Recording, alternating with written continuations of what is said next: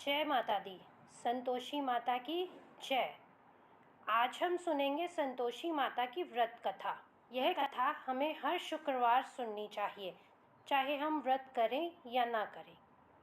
आइए सुनते हैं कथा। एक बुढ़िया थी और उसके 7 पुत्र थे। 6 कमाने वाले थे, एक निकम्मा था। बुढ़िया माँ 6 पुत्रों के लिए रसोई बनाती, भोजन कराती और पीछे से जो कुछ बचता सो 7वें को देती थी। परंतु वह बड़ा भोला भाला था, मन में कुछ विचार न करता था। एक दिन अपनी बहू से बोला, देखो मेरी माता का मुझ पर कितना प्यार है।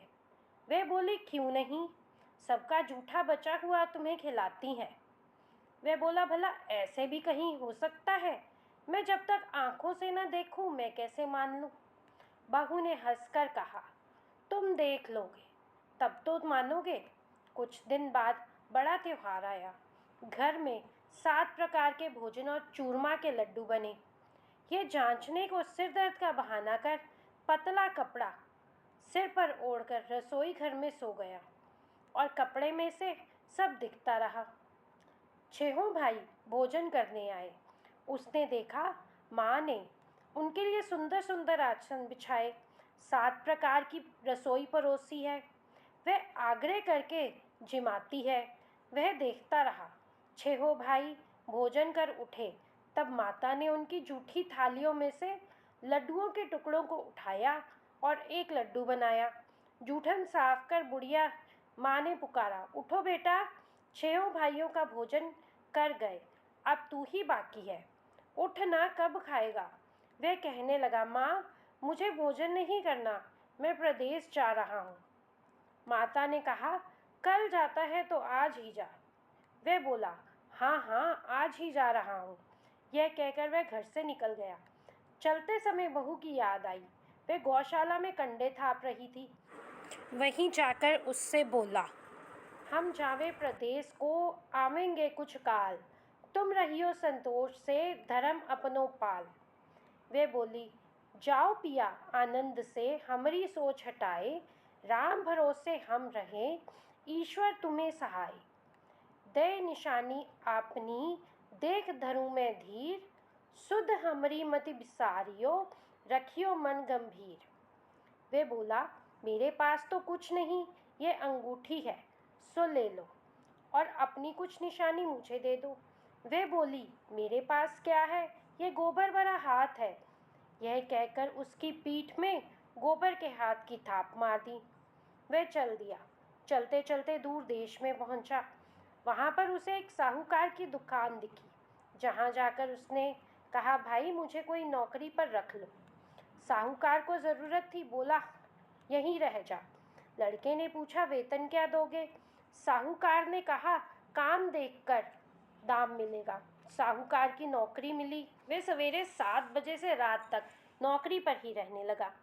कुछ दिनों में दुकान का सारा लेन देन, हिसाब किताब, ग्राहकों को माल बेचना, सारा काम करने लगा। साहूकार के 7-8 नौकर थे। वे सब चक्कर खाने लगे कि यह तो बहुत होशियार बन गया है। सेठ ने भी काम देखा और 3 महीने में उसे आधे मुनाफे का साझीदार बना लिया। वह 12 वर्ष में ही नामी सेठ बन गया और मालिक सारा कारोबार उस पर छोड़कर बाहर चला गया। अब बहू पर क्या बीती सुनो। सास ससुर उसे दुख देने लगे। सारी गृहस्थी का काम करवाकर उसे लकड़ी लेने जंगल में भेज देते। इस बीच घर की रोटियों के आटे से जो भूसी निकलती, उसकी रोटी बनाकर रख देते। फूटे नारियल के खोपरे में पानी। इस तरह दिन बीतते रहे। एक दिन वह लकड़ी लेने जा रही थी कि रास्ते में बहुत सी स्त्रियां संतोषी माता का व्रत करती दिखाई दी। वह वहाँ खड़ी होकर कथा सुनने लगी और बोली, बहनों, ये तुम किस देवता का व्रत करती हो? इसके करने से क्या फल मिलता है? इस व्रत के करने की क्या विधि है?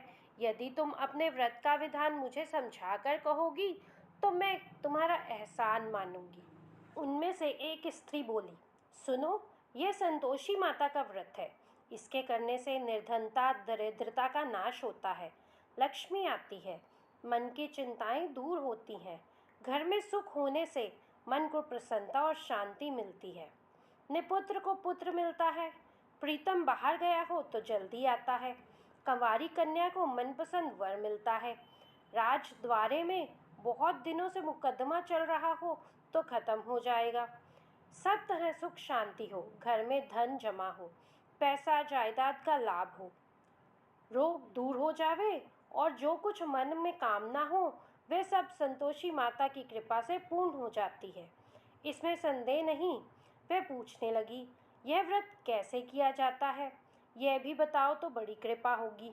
स्त्री कहने लगी, 1.25 का गुड़ और चना लेना, इच्छा हो तो 5.25 का लेना या 11.25 का भी चलेगा, सहूलियत अनुसार लेना, बिना परेशानी के, श्रद्धा और प्रेम से जितना बन सके वही लेना, 1.25 से 5.25 तथा इससे भी ज़्यादा शक्ति और भक्ति अनुसार ले।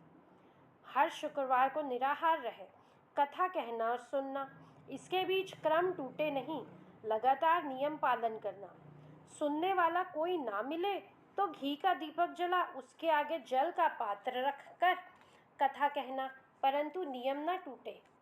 जब तक कार्य सिद्ध न हो नियम पालन करना और कार्य सिद्ध हो जाने पर ही व्रत का उद्यापन करना। 3 मास में माता फल पूरा करती है। यदि किसी के ग्रह खोटे हों तो भी माता 1 वर्ष में आवश्यक कार्य को सिद्ध करती हैं। कार्य सिद्ध होने पर ही उद्यापन करना चाहिए, बीच में नहीं। उद्यापन में 2.5 सेर आटे का खाजा तथा इसी परिमाण से खीर तथा चने का साग करना। 8 लड़कों को भोजन कराना, जहाँ तक मिले देवर जेठ भाई बंधु कुटुंब के लड़के लेना, ना मिले तो रिश्तेदारों और पड़ोसियों के लड़के बुलाना, उन्हें भोजन कराना, यथाशक्ति दक्षिणा दे माता का नियम पूरा करना। उस दिन घर में कोई खटाई ना खाए। यह सुनकर बुढ़िया के लड़के की बहू चल दी, रास्ते में लकड़ी के बोझ को बेच दिया और उन पैसों से गुड़ चना ले माता के व्रत की तैयारी कर आगे चली और सामने मंदिर देख पूछने लगी, यह मंदिर किसका है? सब कहने लगे, संतोषी माता का मंदिर है। यह सुन माता के मंदिर में जा माता के चरणों में लौटने लगी, दीन होकर विनती करने लगी, माँ मैं मूर्ख हूँ, व्रत के नियम नहीं जानती, मैं बहुत दुखी हूँ। हे माता जगजननी, मेरा दुख दूर करो, मैं तेरी शरण में हूँ। माता को दया आई। एक शुक्रवार बीता कि दूसरे शुक्रवार को ही इसके पति का पत्र आया, तीसरे को उसका भेजा हुआ पैसा भी आ पहुँचा। यह देख जेठानी मुंह से कोड़ने लगी, इतने दिनों में पैसा आया, इसमें क्या बढ़ाई है? लड़के ताने देने लगे। काकी के पास अब पत्र आने लगे, रुपया आने लगा। अब तो काकी की खातिर बढ़ेगी, अब तो काकी बुलाने से भी नहीं बोलेगी। बेचारी सरलता से कहती, भैया पत्र आवे रुपया आवे तो हम सबके लिए अच्छा है। ऐसा कहकर आंखों में आंसू भरकर संतोषी माता के मंदिर आ मातेश्वरी के चरणों में गिरकर रोने लगी। माँ, मैंने तुमसे पैसा नहीं मांगा, मुझे पैसे से क्या काम है? मुझे तो अपने सुहाग से काम है, मैं तो अपने स्वामी के दर्शन और सेवा मांगती हूँ। तब माता ने प्रसन्न हो कहा, जा बेटी, तेरा स्वामी ज़रूर आएगा। यह सुन खुशी से बावली हो घर में जाकर काम करने लगी। अब संतोषी माँ विचार करने लगी, इस भोली पुत्री से मैंने कह तो दिया तेरा पति अवश्य आएगा, पर आएगा कहाँ से? वह तो स्वप्न में भी इसे याद नहीं करता, उसे याद दिलाने मुझे ही जाना पड़ेगा। इस तरह माता बुढ़िया के बेटे के पास जा स्वप्न में प्रकट हो कहने लगी, साहूकार के बेटे, सोता है या जागता है? वह बोला, माता सोता भी नहीं हूँ जागता भी नहीं हूँ, बीच में ही हूँ, कहो क्या आज्ञा है?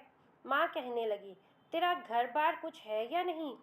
वह बोला, मेरा सब कुछ है माँ, माँ बाप भाई बहन बहू, क्या कमी है? माँ बोली, भोले पुत्र, तेरी स्त्री घोर कष्ट उठा रही है, माँ बाप उसे दुख दे रहे हैं, वह तेरे लिए तरस रही है, तू उसकी सुध ले। वह बोला, हाँ माता, ये तो मुझे मालूम है, परंतु मैं जाऊँ तो जाऊँ कैसे? परदेश की बात है, लेन देन का कोई हिसाब नहीं, कोई जाने का रास्ता नज़र नहीं आता, कैसे जाऊँ? माँ कहने लगी, मेरी बात मान, सवेरे नहा धोकर संतोषी माता का नाम ले, घी का दीपक जला, दंडवत कर दुकान पर जा बैठना। देखते देखते तेरा लेन देन सब चुक जाएगा, जमा माल बिक जाएगा, सांझ होते होते धन का भंडार लग जाएगा। जब सवेरे बहुत जल्दी उठ उसने लोगों से अपने सपने की बात कही तो सब उसकी बात अनसुनी कर दिल लगी उड़ाने लगे, उसकी हंसी उड़ाने लगे। कहीं सपने भी सच होते हैं।